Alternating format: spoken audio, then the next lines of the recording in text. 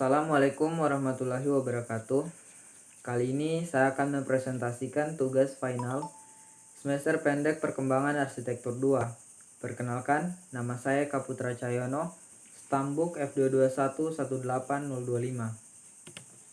Kali ini kita disuruh membuat skema atau tabel hubungan arsitektur modern awal sampai arsitektur postmodern. Macam-macam arsitektur. Yang pertama, arsitektur modern awal, yaitu muncul pada tahun 1750. Yang kedua, arsitektur Art Nouveau yang muncul pada awal tahun 1890 sampai tahun 1910. Yang ketiga, arsitektur nasionalisme atau Destigal dan Art Deco yang muncul pada tahun 1925. Yang keempat, arsitektur fungsionalisme kubisme yang muncul pada tahun 1907 sampai 1920. Yang kelima, arsitektur modern metabolisme dan organik yang muncul pada tahun 1960. Yang keenam, arsitektur brutalisme dan monumentalisme yang muncul pada tahun 1950. Yang ketujuh, arsitektur postmodern yang muncul pada tahun 1960. Hubungan sudut pandang sejarah. Hubungan dari sudut pandang sejarah. Dari ketujuh arsitektur, mulai dari arsitektur modern awal sampai arsitektur postmodern, memiliki hubungan sejarah yang hampir sama, yaitu sebagai berikut.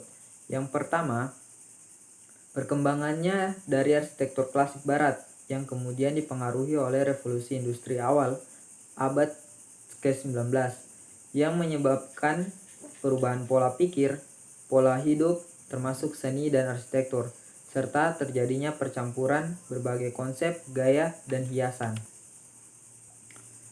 Yang kedua, ornamen. Ornamen dianggap sebagai suatu kejahatan karena dianggap tempelan dari ukiran dan merupakan kebenaran palsu, sehingga bangunan modern tidak memiliki ornamen atau sederhana. Ketiga, rancangannya terbuka dan banyak terdapat elemen kaca. Keempat, bentuknya geometris.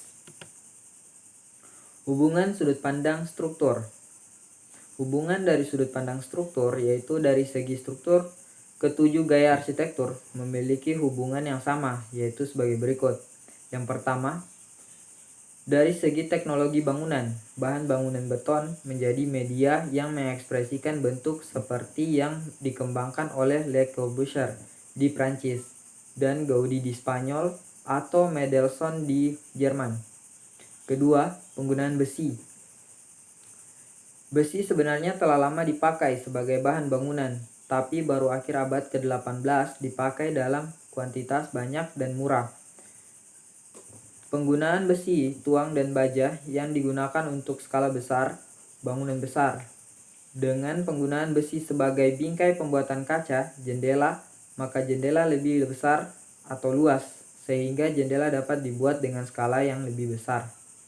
Ketiga, konstruksi menggunakan kayu, batu bata, batu alam, baja, kaca, dan lain-lain. Contoh struktur. Gambar pertama itu yaitu contoh dari struktur Villa Savoy, karya Le Corbusier. Yang kedua, contoh struktur dari bangunan Rietveld House, karya Gerrit Rietveld. Yang ketiga, contoh struktur Vanna Venturi House, karya Robert Venturi. Hubungan sudut pandang perkembangan arsitekturnya. Hubungan dari sudut pandang perkembangan memiliki kesamaan yaitu sebagai berikut. 1. Berkembang sebagai adanya perubahan dalam teknologi, sosial, dan kebudayaan yang dihubungkan dengan revolusi industri. Kedua, ketujuh arsitektur ini berkembang diwarnai dengan anti pengulangan bentuk lama dengan teknologi baru, beton bertulang, dan baja yang lebih cepat dan ekonomis. Ketiga, hubungan fungsi-fungsi kebutuhan baru yang mendesak seperti istana, puri keagamaan, pabrik, kantor, stasiun, dan lain-lain. Keempat, Estetika dari arsitektur baru tidak mengenal perbedaan antara depan dan belakang, fasad dengan rencana lantai, jalan dengan halaman dalam.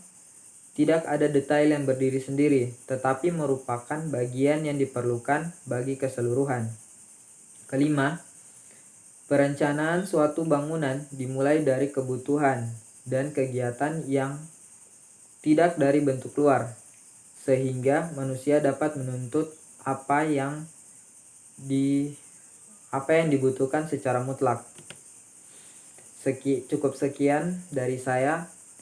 Mohon maaf bila ada yang kurang atau salah kata. Saya akhiri. Wassalamualaikum warahmatullahi wabarakatuh.